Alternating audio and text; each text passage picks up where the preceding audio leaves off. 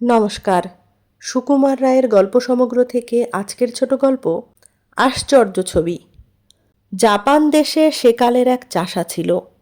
তার নাম কিকিৎসুম। ভারী গরিব চাষা, আর যেমন গরিব তেমনি মূর্খ। দুনিয়ার সে কোনোই খবরই জানত না।